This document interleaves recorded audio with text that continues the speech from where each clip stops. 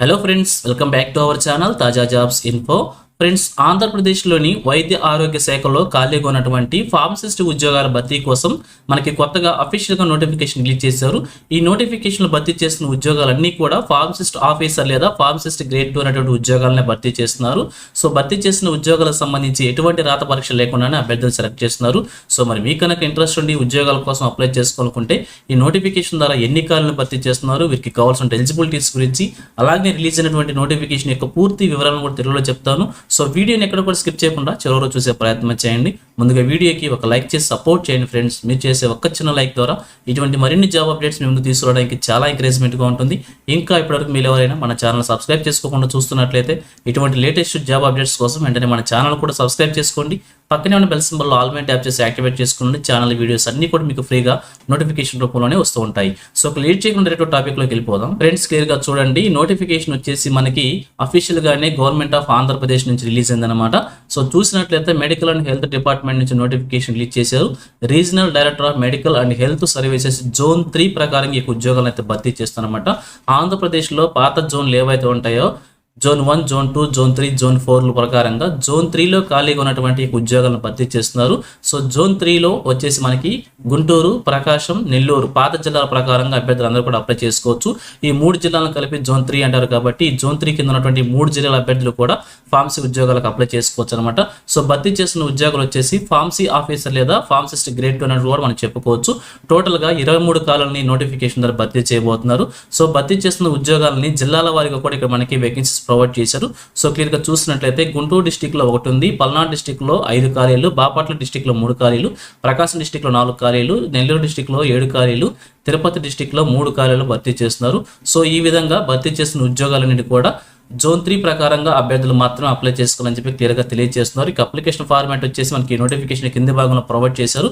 దాన్ని డౌన్లోడ్ చేసుకుని చూపించిన విధంగా ఫిల్ చేసి చూపించిన డాక్యుమెంట్స్ అటాచ్ చేసి అప్లికేషన్ మనం క్యాండిడేట్ వెళ్ళి మాన్యువల్గా సబ్మిట్ చేసుకోవాల్సి ఉంటుంది.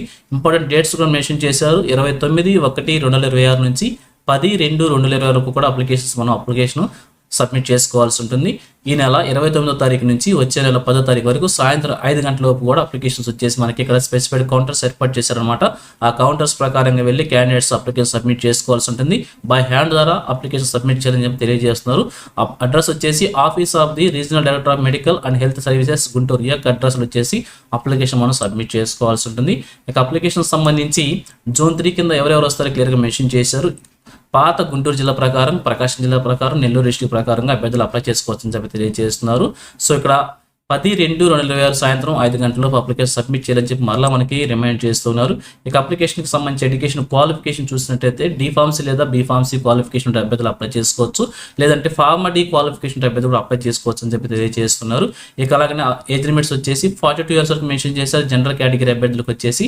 అలాగే రీనాక్ డేట్ వచ్చేసి మనం ఏ డేట్ ప్రకారం క్యాలిక్యులేట్ చేసుకోవాలనుకుంటే ఈ యొక్క నోటిఫికేషన్ రిలీజ్ డేట్ ఏదైతే ఉంటుందో ఆ డేట్ ప్రకారంగా మనం క్యాలిక్యులేట్ చేసుకోవాల్సి ఉంటుంది. SC, ST, BC, WS క్యాండిడేట్స్కి 5 ఇయర్స్, ఎక్సెల్స్ మనకి 3 ఇయర్స్, PhD క్యాండిడేట్స్ అంటే ఫిజికల్ హ్యాండిక్యాప్డ్ పర్సన్స్కి 10 ఇయర్స్ చొప్పున కూడా ఏజ్ రిలాక్సేషన్ ప్రొవైడ్ చేశారు.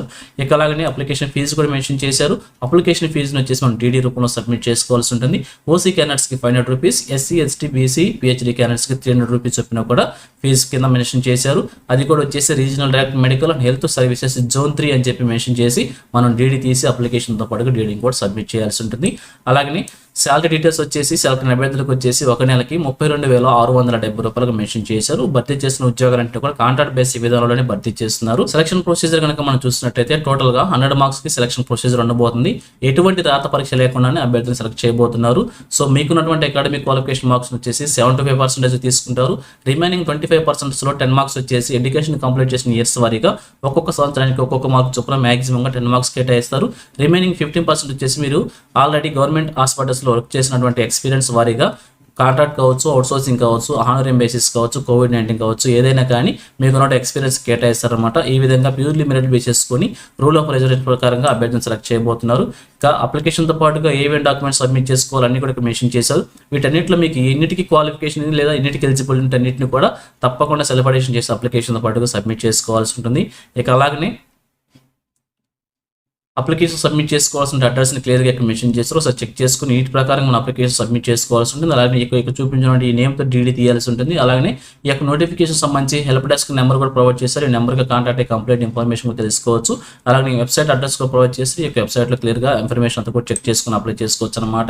అలాగే అప్లికేషన్ ఫార్మాట్ కూడా నోటిఫికేషన్ కింద భాగంలో ప్రొవైడ్ చేశారు. సో ఇక అప్లికేషన్ ఫార్మాట్ ఈ విధంగా ఉంటుంది. దీన్ని డౌన్లోడ్ చేసుకుని చూపించిన విధంగా ఫిల్ చేసి అన్ని డాక్యుమెంట్స్ కూడా మీరు కంపల్సరీగా అటాచ్ చేసి అప్లికేషన్ సబ్మిట్ చేసుకోవాల్సి ఉంటుంది. సో ఇది ఫ్రెండ్స్ ఈ నోటిఫికేషన్ గురించి. ఇదే విధంగా ఆంధ్రప్రదేశ్లో ఏ జిల్లా నుంచి ఏ చిన్న జాబ్ నోటిఫికేషన్ రిలీజ్ అయినా కానీ వెంటనే మేము ముందు తీసుకొస్తుంటాను. సో మన ఛానల్ సబ్స్క్రైబ్ చేసుకుని డైలీ ఫాలో అవుతుండండి. ఎటువంటి అప్డేట్స్ మిస్ అవ్వకుండా ఉండవచ్చు. అలాగే నేను నోటిఫికేషన్ పీడిఎఫ్ని వచ్చేసి మన టెలిగ్రామ్ గ్రూప్లో ప్రొవైడ్ చేస్తాను. లింక్ని వచ్చేసి వీడియోకి డిస్క్రిప్షన్లో ప్రొవైడ్ చేస్తాను. అక్కడ నుంచి డౌన్లోడ్ చేసుకోండి. సో ఇది ఫ్రెండ్స్ ఓవరాల్ వీడియో ఇన్ఫర్మేషన్ మీకు నచ్చిందని అనుకుంటున్నాను. మీకు ఎలా అనిపించిందో కింద కామెంట్స్ వచ్చిన తెలియజేయండి. ఇంకా మీ ఫ్రెండ్స్కి మీ ఫ్యామిలీ మెంబర్స్ అందరూ కూడా షేర్ చేసి వారికి కూడా తెలియజేయండి. సో ఇన్ఫర్మేషన్ కనుక మీకు నచ్చినట్లయితే తప్పకుండా వచ్చిన లైక్ చేయడం మాత్రం మర్చిపోవద్దు. Thank you friends for watching. మరొక లేటెస్ట్ వీడియో అయితే మీ ముందుకు వస్తాను. Have a nice day.